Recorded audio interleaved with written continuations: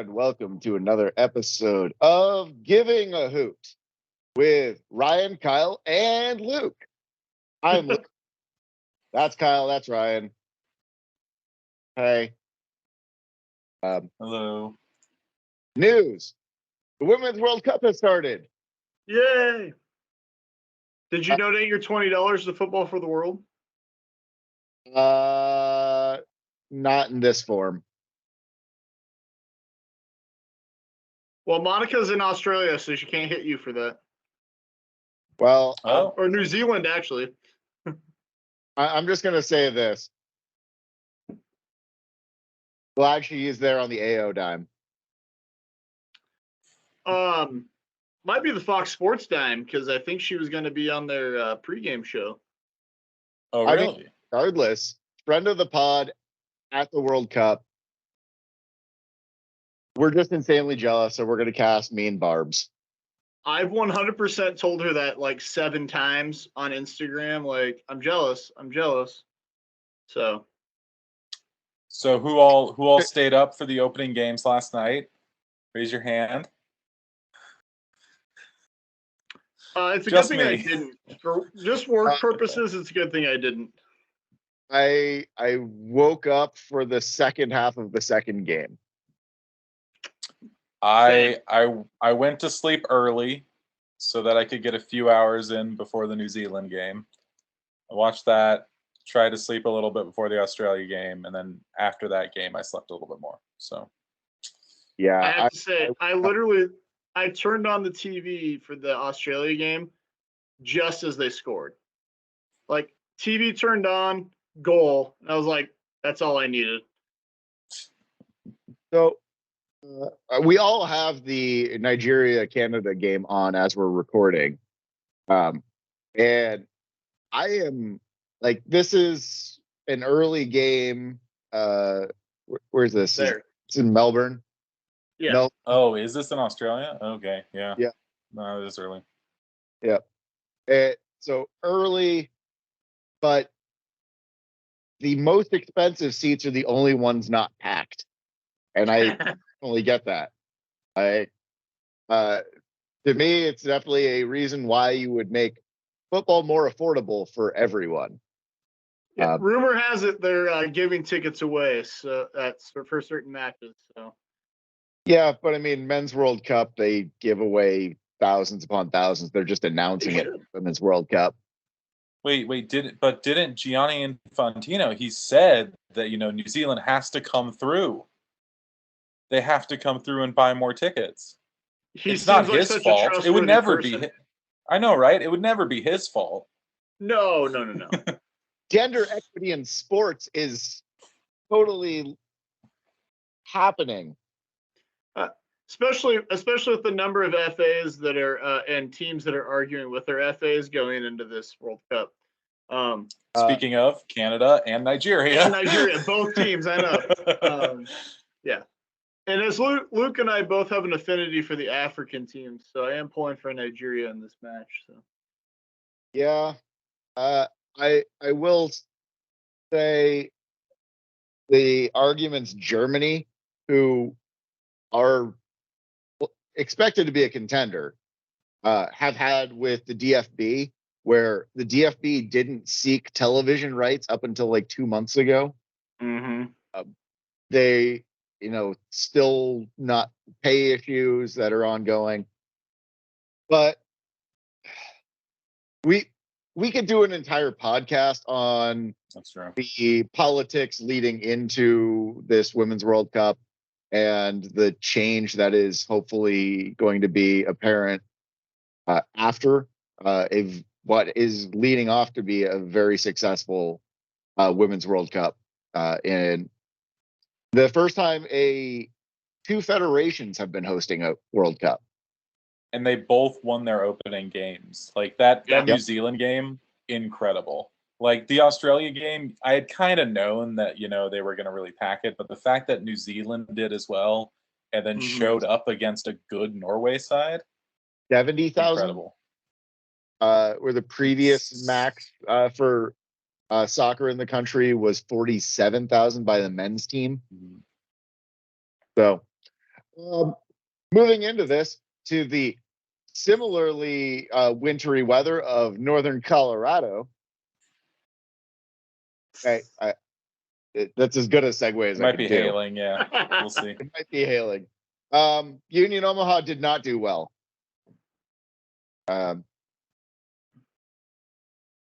Okay. No. Few changes.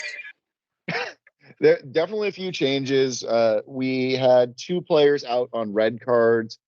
Chivani Willis, who's been coming off the bench for us, and Joe Gallardo, who has been doing a good job starting in the mix with our attacking midfield. Or forwards. He played forward in the Richmond game at the start. Yeah. So. Well, I think we've been doing such a rotational forward. Like, yeah, he can play any one of those top 3 positions. Dos Santos started again there. Luis, Burrito, Skiers, Meza, Doyle, and then our normal lineup in the background. Except Ricky Nuhu. Yeah, no longer death taxes and Nuhu, right? Well, I mean, that's true when he's there. Worth noting, Rashid has never played a full season starting every game in his pro career. Which is why Connor is potentially going to catch up with him in overall appearances for us. So, considering Tito's been on the bench and traveling, I don't think it's injury related. I do think it's just rest. The guy has definitely earned some rest. This was one where I'm sure he was very unhappy getting said rest. In that Union Omaha fell to Northern Colorado to Trevor Amon, 2-0. We had decent opportunities. We held possession 54%. He wasn't wearing a full sweater, but Ayman Zayed was wearing a hoodie. It's July, so I'm assuming it was winter weather in northern Colorado. Hence, the segue from the Women's World Cup in the Southern Hemisphere, where it is with. We've had a milder July for Nebraska, so maybe that translated to Colorado as well. I don't know. Entirely possible. I mean, it's also been in the mid-80s. So. Is he not a Libya national, like a former Libya national team player? Iranian? I thought it was Libya. Maybe I'm wrong. Iranian Premier League. I think he maintains Irish for his international, or did when he was still playing. That's so he could play internationally, right? Well, I don't. No, he switched to Libya. He was with Republic of Ireland U21s, but then he switched to Libya for the full national team. Okay, so he could actually get playing time. Well, yeah. With that, in the Gaddafi era, I'm sure. We've been all over the map. It was like right on the change. It was like right over that happening. Just gonna say, Ayman Zayed is the reason why. Oh, that escalated quickly. It did. So did Libya. Okay. Schaff did not start this game. He'd been working his way back from an injury. He had come on 77th minute with Pedro. Very attack-minded substitutions, but I don't think it was enough. I mean, obviously it wasn't enough, but I think 77th minute to try and salvage something. Even despite them getting a red card. They did get a red card. red card did not come until the 78th minute. Yeah. Okay. Sorry, just slightly jumping ahead. Yeah. Yeah. So I mean, I think it's the common problem we've been seeing though is while the system possession based gets us a lot of chances, we are not putting stuff away. And against the team that, I mean, one, Colorado's top of the league, but they also have what, 3 games in hand right now, 2-3 games in hand. And when they're playing the way they are, you got to score goals on them. I mean, the last match was what, 3-2. Mm-hmm. And that was with an early red card for them. Yeah. They are definitely not the same team that they were last year. They have been doing very well. They've only played 15 games, sitting top of the league with 32 points. We are their only loss. Yeah.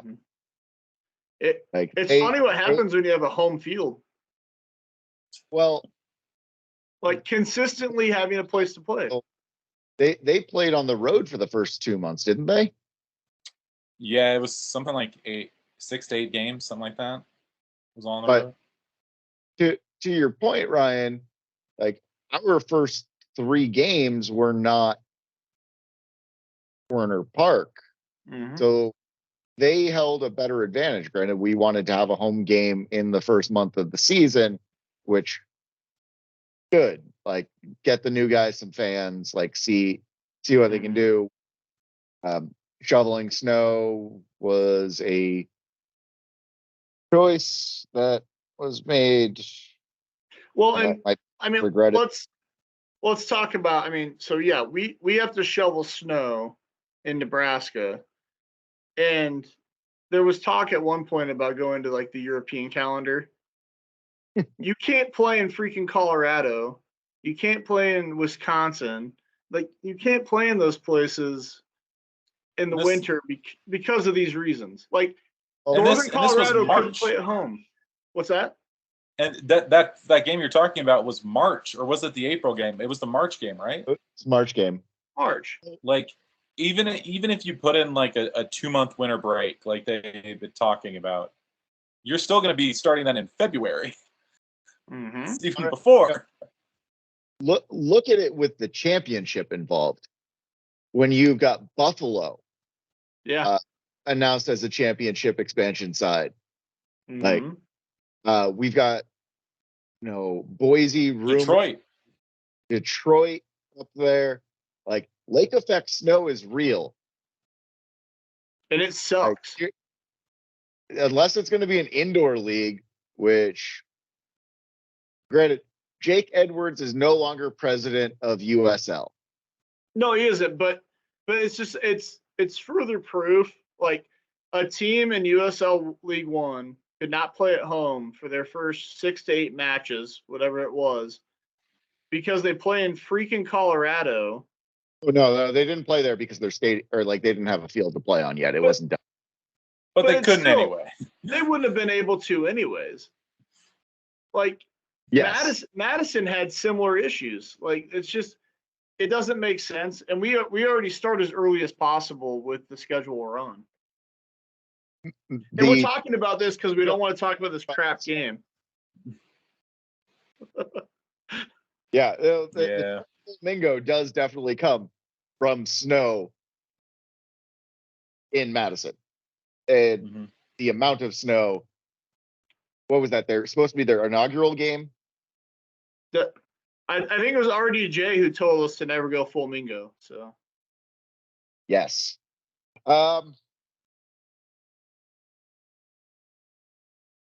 This game, I thought we looked uninspired. Like, I don't know what it was. I don't know if it was like 2 of our bigger personalities weren't there. Gallardo's a very, like, he's a noticeable presence on the field, even if he can't pass well. His passing has gotten better. Yeah.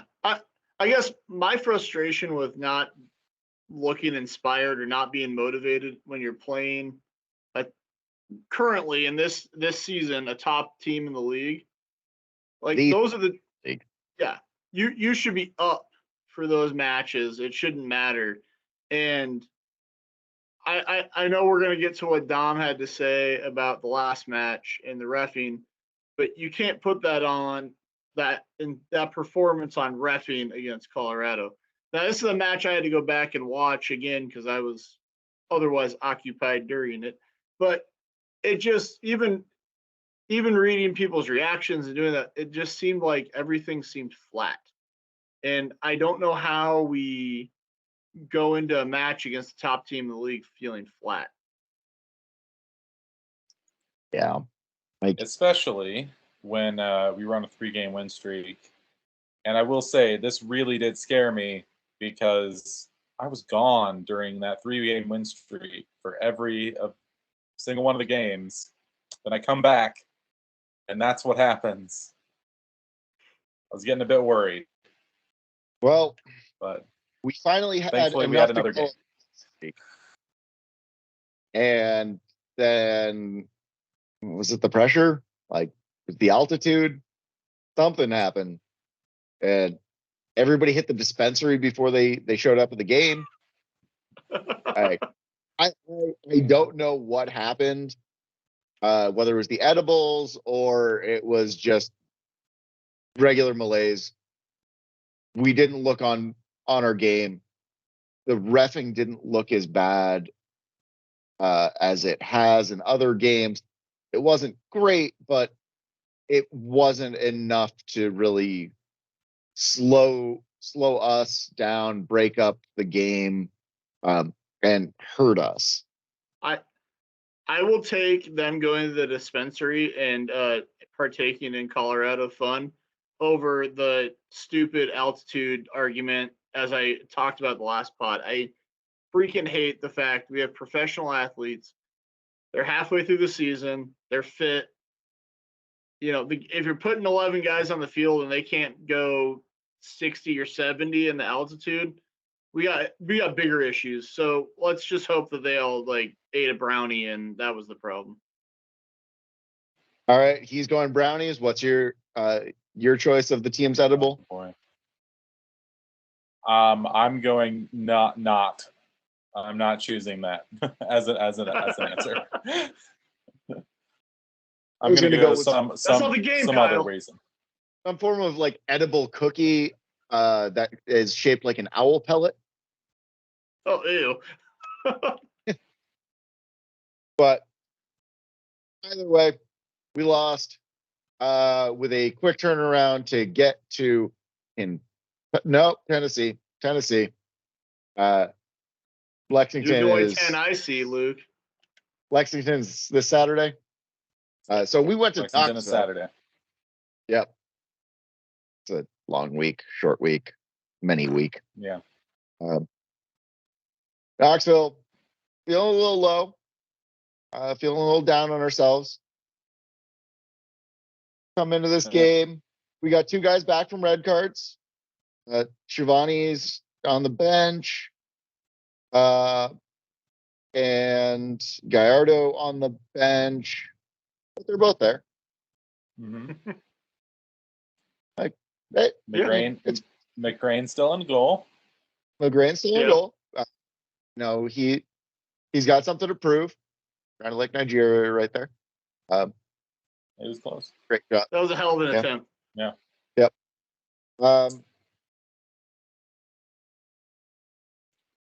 It not our best start. Well, no. It was a good start. We had a number of shots that we didn't convert, but because Joe had one early, Steven had one early, and Joe Brito, not Gallardo. Yeah, that burrito one was wide open too. Yeah, that was. He missed everything. If he used his left foot, he had a Magnum, a blue steel versus Magnum issue there. He just couldn't turn left.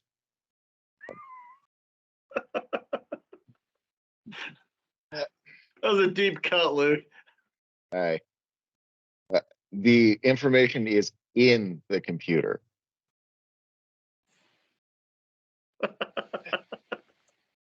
First yellow card of the game comes in the 9th minute to El Buffalo. Not the last we see of him. No, but I think this is, friend and former co-host of this pod, Ben, has talked to me a lot about the discipline of this team. And I think this is a perfect example of, like, it's early in the game, like, we got to chill a little bit. A deserved yellow. We'll talk about how poor the reffing was later. Probably a deserved yellow here. Unfortunately, leads to a situation where it puts us in a bad place. But if he wouldn't have made it up later, I'd be a lot more frustrated with what he did. But so this game came out extremely physical. Like it, yeah. And I think the frustration was there from the 5th minute. Like we really had a lot of fouls happening to us early, a lot of calls going against us early. That was the first yellow. But if you go back, look, there's a lot of physical contact that was not getting called. And our guys, I'm going to say they're better divers this year than they have been in past years. But this was not a game where we were diving and going down. There was a lot of times we weren't going down when we should have. Well, I also think that early on in this match, I felt like things were at least being called evenly. Palacios gets this yellow and gives up a free kick and gives up what we gave up. But then they turn around and call one on them not that long after, which is what Kyle was referencing, which is, Junior turns around and just bombs a goal in. Very similar to the one he scored against Northern Colorado when we won 3-2. But the issue almost exact. Yeah. Yeah. The issue is similar foul, not a yellow. That changes the way you have to play. The consistency in this game was so off that. Well, it's not even that we have to change the way we play, but literally Dom had to change his idea of what he was doing, because at halftime. And Dom, we're coming up on Dom. Dom is a whole segment of his own here. No, but what I'm saying though is we had to make a sub at halftime because you have a guy that was on an early yellow. Yeah, two. But I'm saying, but for Junior, it's that sub at halftime that you maybe don't make, because we know he's good for at least one yellow. Chances are he's getting a second in that game if he stays in. Well, the other sub there is Pedro coming off at halftime. Pedro, who'd been out with a dislocated shoulder, made the start here. With the amount of physical play, you have to sub him for fear of an injury. I think Pedro would have been effective a lot longer in a game where it was being better managed by a ref. Yeah, I guess if we're still talking about first half as far as that goes, though, I will say I liked a lot of Steven's hold-up play in the first half, which is not something that I have said much this season. But I thought it was really solid. Yeah.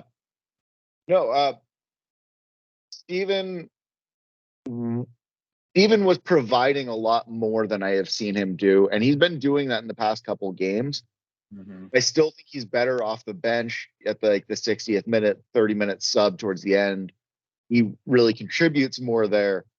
But as far as the past 2 games where he's had the start, his hold-up play has been noteworthy.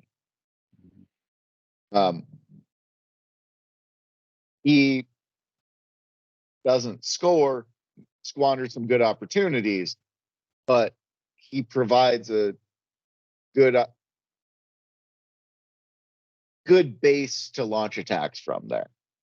When personally, I still think he should be the one doing the attack. But halftime rolls around, subs on both sides. 2 subs for Knox, 2 for UO. Junior, as we said, comes off. We throw on that Gilles it was Dion for Junior. Yep. Yeah, Dion went to play right back. And then Luis comes on for Pedro. Yep. Like those subs. I think those were well-deserved subs. No. Especially Luis, Saturday to Tuesday. We Yeah. play Saturday. Yeah. You switch to Tuesday. Getting a couple guys off early, granted, I do think Juniors was more because of the yellow, but either way, you get a couple guys off early and you get 2 guys that are on the older end of our roster age-wise that only we really have to worry about 45 to 50 minutes of play versus them playing longer on travel, knowing that not only that are you traveling and on short rest, but you also have a game where you stayed on the road, because based on players' Instagrams, they're in Kentucky. So yeah, it wouldn't make sense to travel back. But when you continue to stay on the road, you got to keep guys fresh in some way. Yeah. So Junior gets us the goal in the 15th minute. Same way he scored earlier this season, just a rocket. Like it wasn't. To me, it wasn't the prettiest goal. But looking at that thing, and that just reminds me of the ball. Was it Devin hit at Werner Park that went through the net? Yep. Yeah, and here's the thing too. Like this is not a master class for young kids to watch taking free kicks. Like they're low. They generally go between the wall, and the only thing he really has going for him is the power. But these are not the ones that you get on highlight reels where guys are hitting these beautiful free kicks from weird angles and they curve and they swoop and they do all these things. But damn, I would not want to be in the way. What's that? This is a straight line. This is like if you're breaking in pool, this is what you do. Well, and it's a ball that I don't know that I would want to get in front of. Like, no, that's a broken finger. Guys. Yeah, that's injuries right there. So we have scored more direct free kick goals this season than in all other seasons combined. I believe it. Yeah. I mean, because we've had 2 from Junior now. I think 1 from Noe, maybe 2 from Noe, and I think we'd only ever scored like 2 or 3 in the other seasons. In Greenville had been 1, and Noe versus Tucson last year, I think, as well. I feel like Noe has 2 this year. You're right, Kyle. I think that's 2 this year for Noe. Yeah, like Noe picks the pretty ones. He does. Yes. So yeah, no, for whatever reason, if we're scoring a lot more direct free kicks. All right. Second half, I think it's worth noting. Ian was getting hit. There were a lot of plays in the box by Knoxville that it would have called infringement. Like, he's going to make a fair save and is getting his hands kicked out from a save. Like, not his best. I don't feel like it was the best he could have done in a game, but I think he was being so heavily attacked that he wasn't able to prove. Yeah, and here's the thing. There's 2 things here actually. One, he's a really solid backup keeper in this league, which we've been lucky, I think, every season of having a backup keeper that is either really solid or could be a number one, considering Kevin. But when any player is getting hit as much as he is at keeper and playing that position, yeah. even some of those saves, I think, was it the second half, the one that he kind of palmed, it bounced, and he had to grab it again because he didn't have a handle on it. Like, those types of stops are because he's more worried about getting hit than he is about stopping the ball at that point, because he's been hit so many times. And I think, considering the pressure he was put under for quite a while, he performed really well for only starting his second game for us. So I mean, do I choose Ian over Rashid? No, but I'm satisfied with the type of keeper we have for a backup. So, I believe I said this to you, Ryan. I can't remember if I said this to you as well, Kyle, before. Ian in 2019 to 2021 would have been at his current level, would have been one of the best keepers in the league. Absolutely. 22 and 23 have really upped what a keeper needs to be in this league. Rashid, I think, is the only one who has maintained a level and improved enough to remain one of the best keepers in the league. But you see, Akira is not at the same level. Dallas J moved up to championship and then retired because but I don't think he would have hacked it here, especially not after giving up 9 goals in China. Or was it 19? It broke a lot. Yeah, it was a lot. There were good keepers in 21, and the ones who improved either moved up or have just been significantly better, and that's Rashid has done that. Holiday, who he's still young, 21. Yeah, he's super young, 15 years old. And he's now 17, and he's doing fantastic. But yeah, Ian, if Ian sticks around and Cheeto's able to move up in leagues, I could see Ian, if he continues to improve, being a very good starting option in the future. And I hope that is what was intended when he was signed. He's also like 6'5", so that, I know he is tall. Yeah, real tall guy. Have to walk next to him and see. Kyle's like, you're not that tall, Ian. So second half, we talked about the 2 subs there. 64th minute. We've got subs on both sides. You've got 2 Waldeck and Illich come off for Knox. Dos Santos off for us. We throw Joe Gallardo on. I liked that. Yeah. That was a good move. We talked about Dos Santos' hold-up play. Gallardo has been good at that hold-up play all season. That is what I would say he's best at. And he definitely kept that going.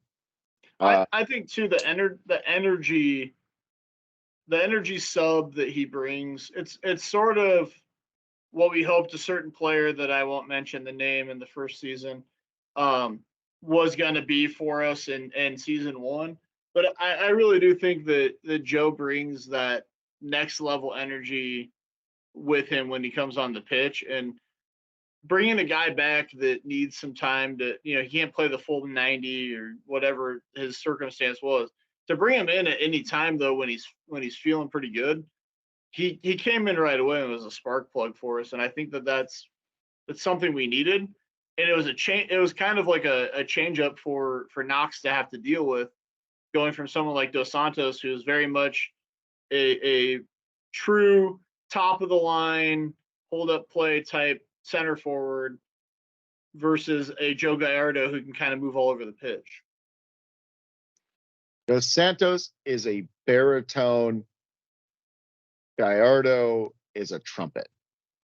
Love it. The trumpet playing taps. So I don't know if you have this. If you're going through the match stats, this is not going to show up. But that Gallardo then did help set up a shout as with a play to Joe Brito in the penalty area. Kind of just got fully pushed down. Nothing given. And yet again, we have not been given a penalty this year. Mm-hmm. Over halfway through the season, have 5 penalties against us, 0 given to us. Steven was pulled down in the box. Gallardo was pulled down in the box. Ian was kicked while making saves. Like,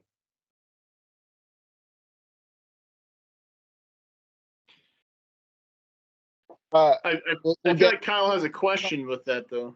Oh yeah, I mean, are we going to get one?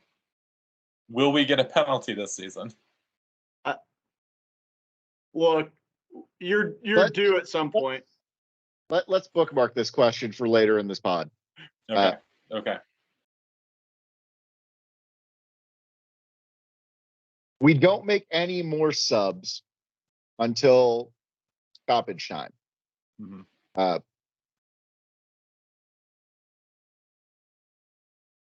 84th minute or 82nd minute. Mm-hmm. Luka gets a red card. Are you ready? Are you ready for the E on this podcast? Because that red was bullshit. Like, I was gonna call it malarkey. No, I'm going full bullshit, because that's a 50-50 ball. At best, ball. There was both, like, neither player was going to get that ball.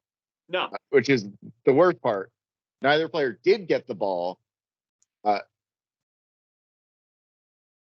50-50. No malicious intent. Was not a studs up challenge.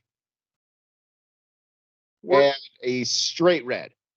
Honestly, when the challenge happened, worst case in my head was he just picked up a stupid yellow, right? Because he followed through a little bit more, which fine, his momentum carried him through a little bit more.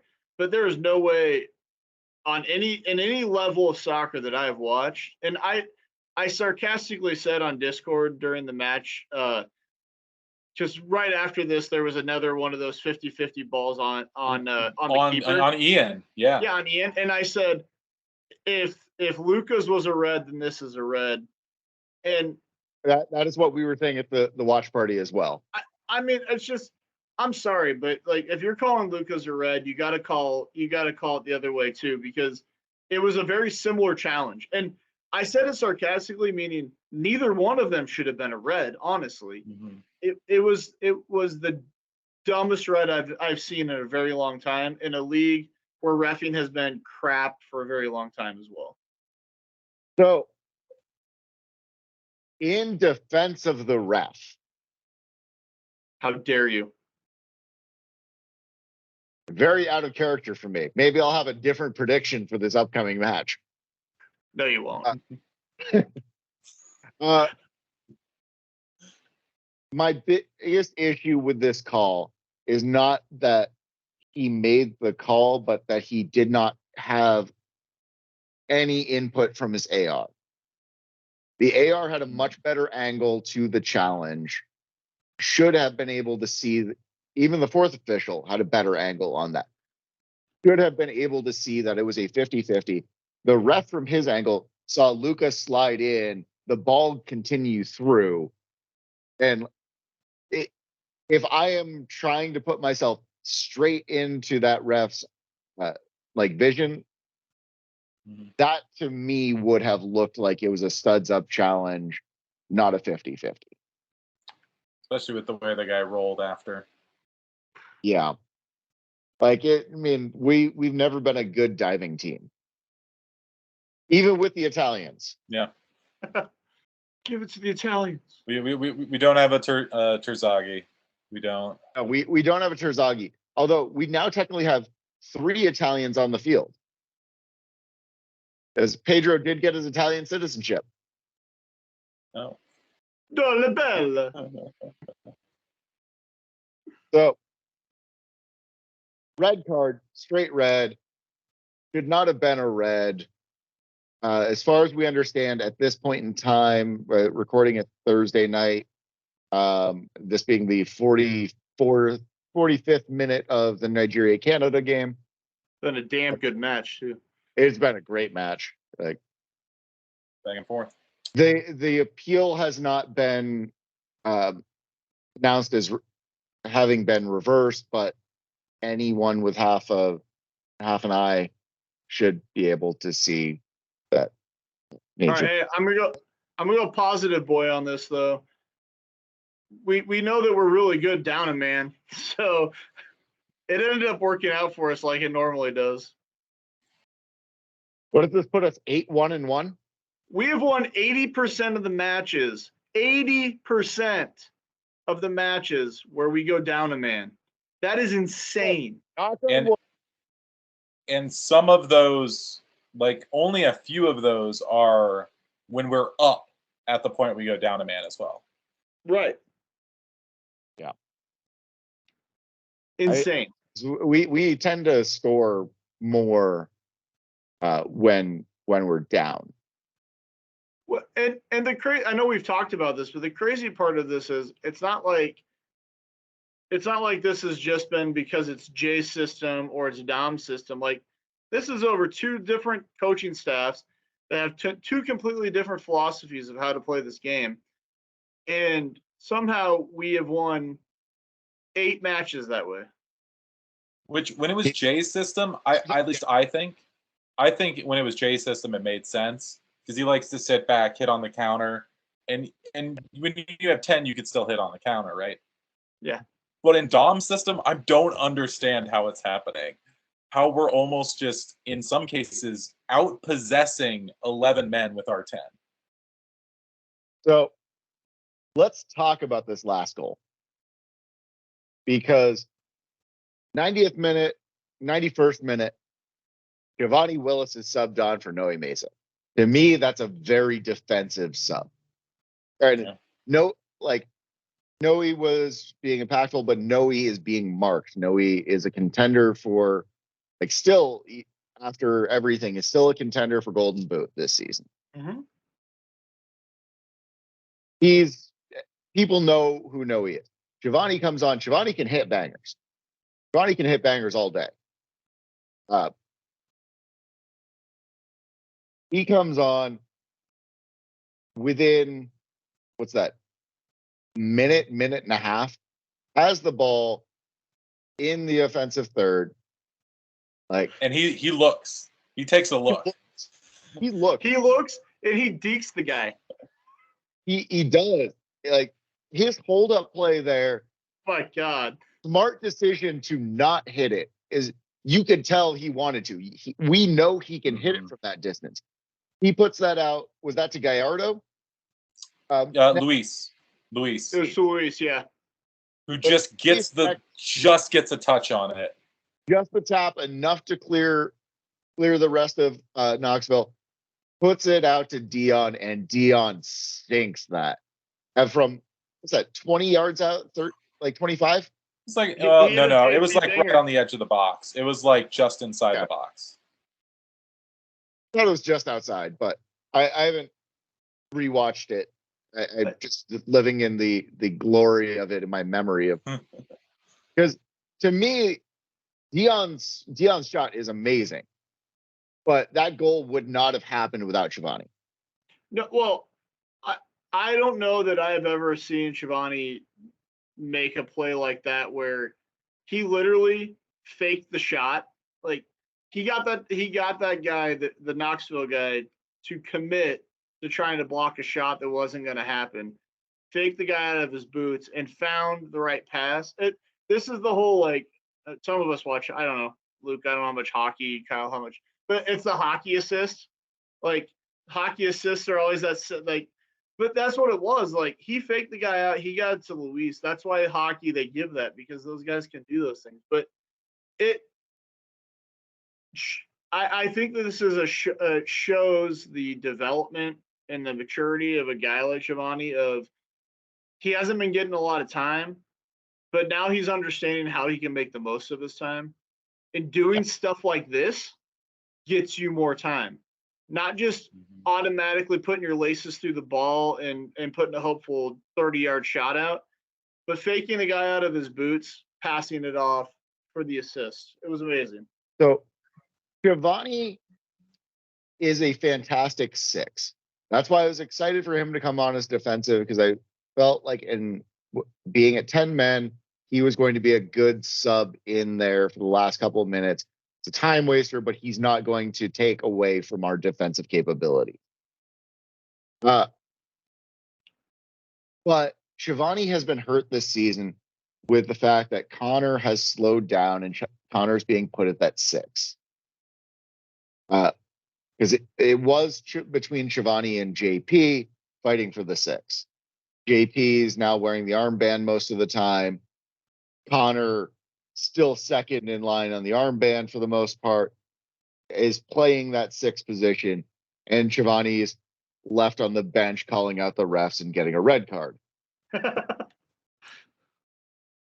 Really happy he did that, because he was doing it with every other fan, and Schiavone, you can say nothing about that guy if he's not passionate. Like him at the Unified Games, him when he's been injured, like he is 110% in on every game, whether he's on the field, off the field. Like he's giving it his all. And then he got that red card for apparently just asking questions, like not even like pointed questions. It was, okay, why was that a call? Why was that a call? Why was that a call? He just kept asking, when are we going to get there to the ref, the game he got carded. And how, I mean, I know I wasn't here for that, but how is that a straight red rather than a yellow? I think the bench had been yellow carded. They don't remember who was yellow carded, so they just gave him a straight red. Oh, and the bench had been yellow carded already? It was probably Wes who got yellow carded, but they just listed it as the bench. Okay. All right. Not Wes. I don't know who got the yellow card.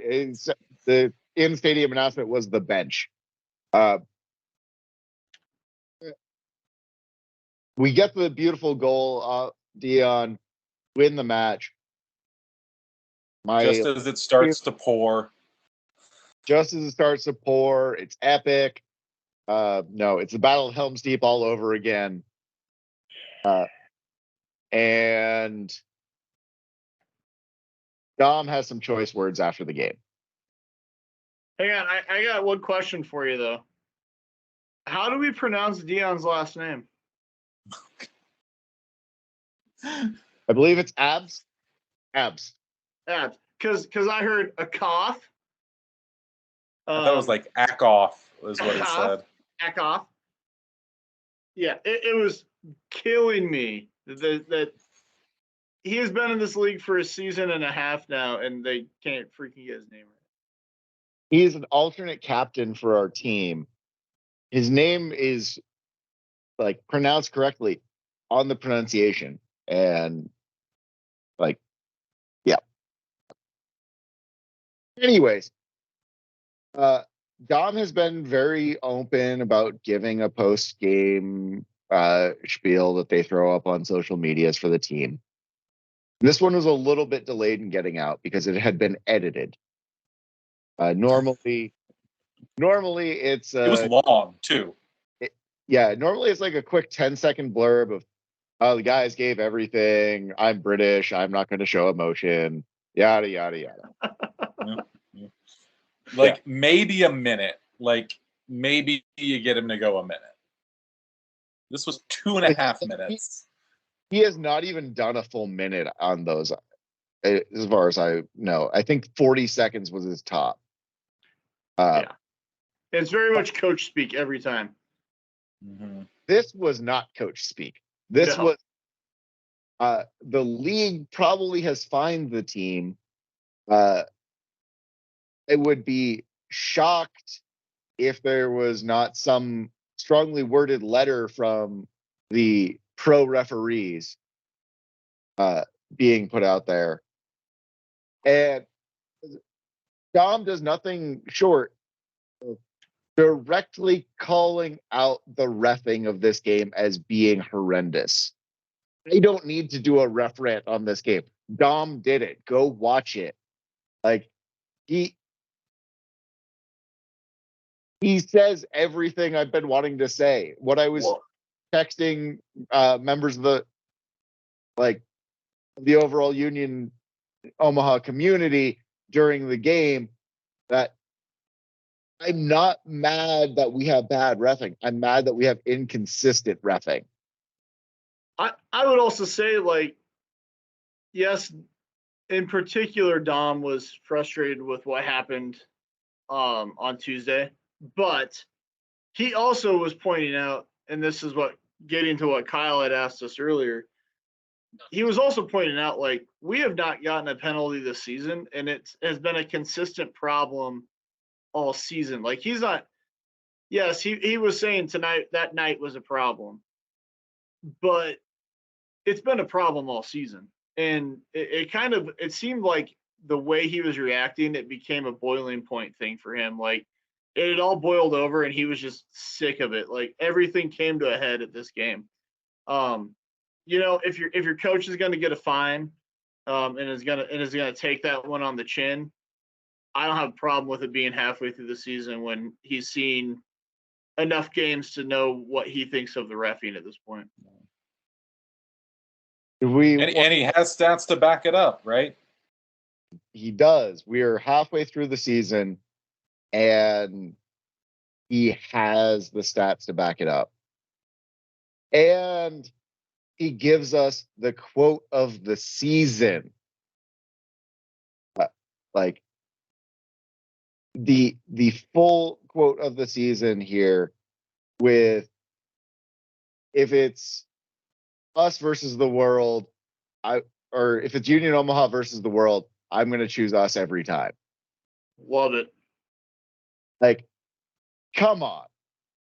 If you're letting Jay Mims go and bringing on a guy, that's the sort of quote, that's the sort of battle cry, that's the sort of mid-season rally I want to hear from the coach, especially after he's given a minute just chewing out the reffing system in this league and saying the league will not improve until the reffing does.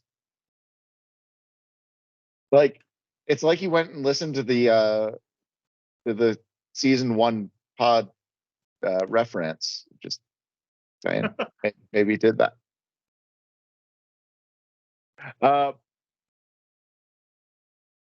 Do we think Dom gets a fine? Do we think it's confirmed whether or not there is a fine?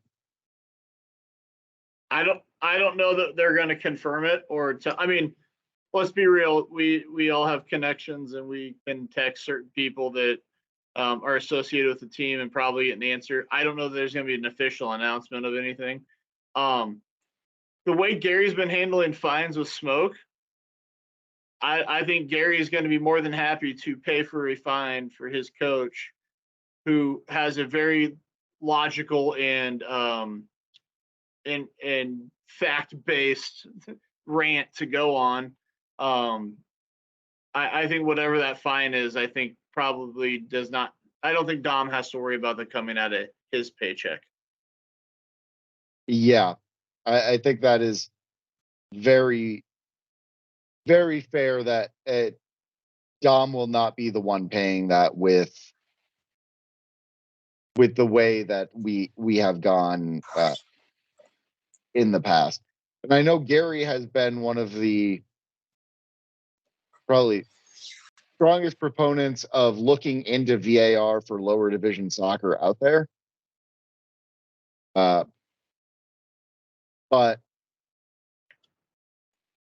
and no, Gary had a good tweet last year, I believe, where it could have been finable. I'm sure it was, as they're looking to bring in revenue streams no matter how you can go. Speaking of which, if you're looking to sponsor the team or the league, just reach out to them. They'll take your money.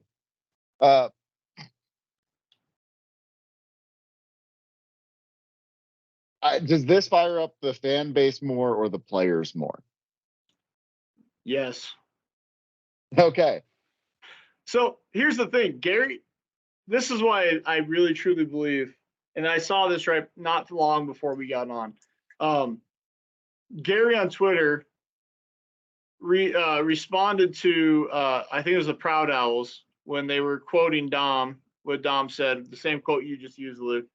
And Gary's response was, "So are the supporters putting that on a T-shirt, or is the team?" Oh. And that's not a T-shirt. That's a tifo. No, it's a tifo. But there's already some talk. Yeah, but like, I think that this is a quote that fires everybody. Like, fans are always those. I mean, it doesn't matter what sport. The fans are the ones that they hear the coaches talk and they're like, I will run through a brick wall for this guy. And you know that the players are feeling the same way in the locker room. Like, you can't say a quote like that and not fire everybody associated with this team up. Man, it is a team in Nebraska at home of Kool-Aid and the Kool-Aid Man. Oh, yeah.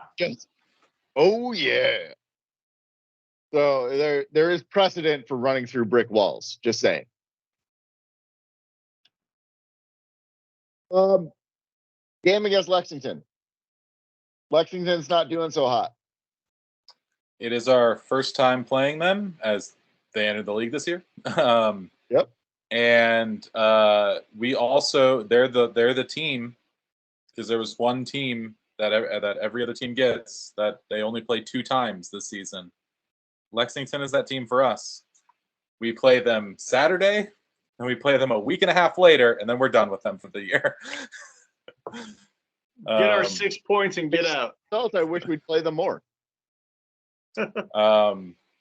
So yeah, and funnily enough, we play One Knox in between, which is our final One Knox game of the year. So at least of the regular season. Maybe they get discounts on like if you book 2 teams at one time.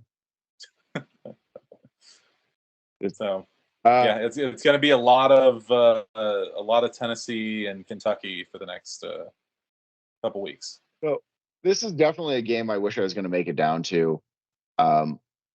Lexington seems like they're building a good culture. It's been slower moving than I think they would necessarily have liked, but some good organic growth. The team is hitting what they need to. They're drawing good fan base. They're just not getting the on-field results.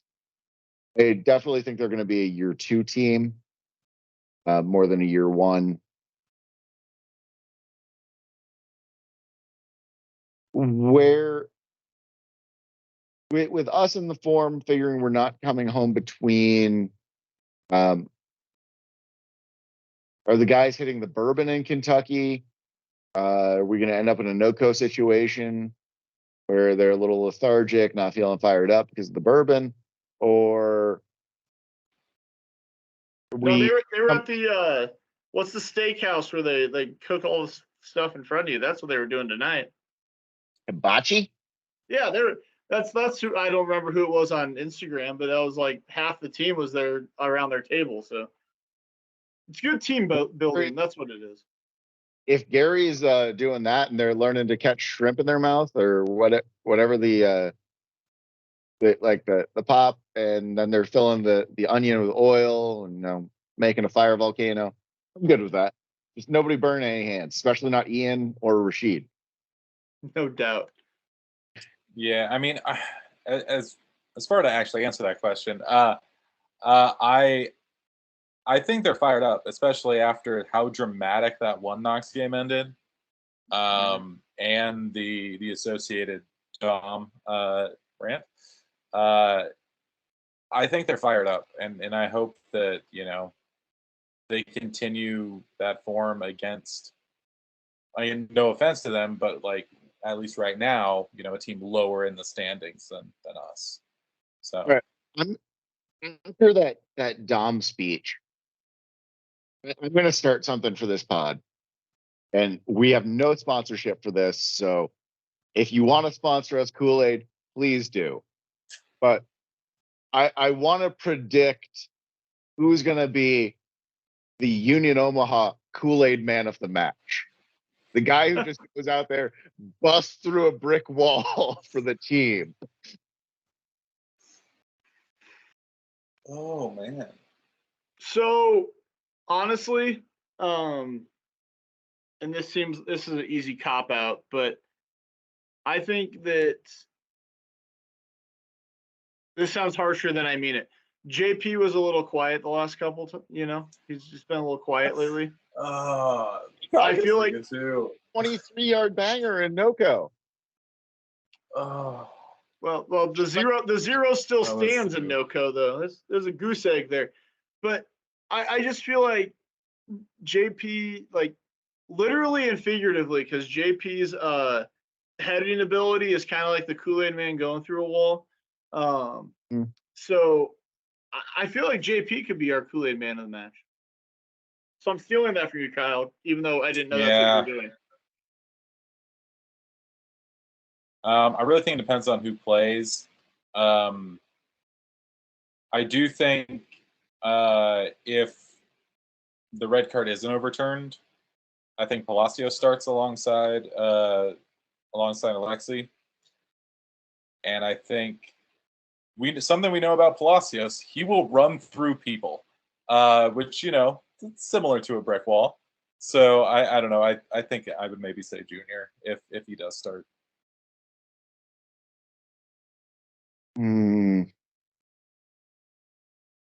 If Anderson Holt plays, I could see Anderson Holt being Kool-Aid man of the match, but I'm gonna give it to my boy Shaft. Shut your mouth. I think Shaft is going to run through a brick wall for this team. Penalty for Canada. Anyway. Yeah.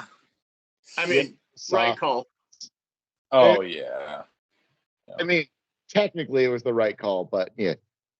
Anyways, Shaft definitely going to be our Kool-Aid man of the match if he's given the starter any playing time. He's going to go out there and it's going to be, oh, yeah.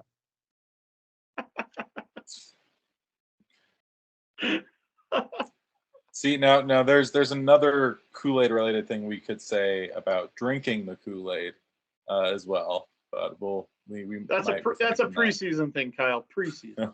Okay. Well, I mean, did they drink the Kool-Aid from Dom's fired up coach talk? One can hope. Fans did. Fans bought that line sinker. Man, we're going to use as many idioms here as possible. Yeah. Hang on, I'm watching Christine Sinclair take a penalty. Yeah, I was going to say, we almost want to just pause for a sec. Like, she could have saved. Save the rebound. Wow. Dang. Incredible. Anyway. Yeah, that I don't know. I'll take Anderson. I like that. I like Anderson. He can do his thing. Yeah, I mean, kid's legit. Yeah. The only thing is I don't know if he traveled.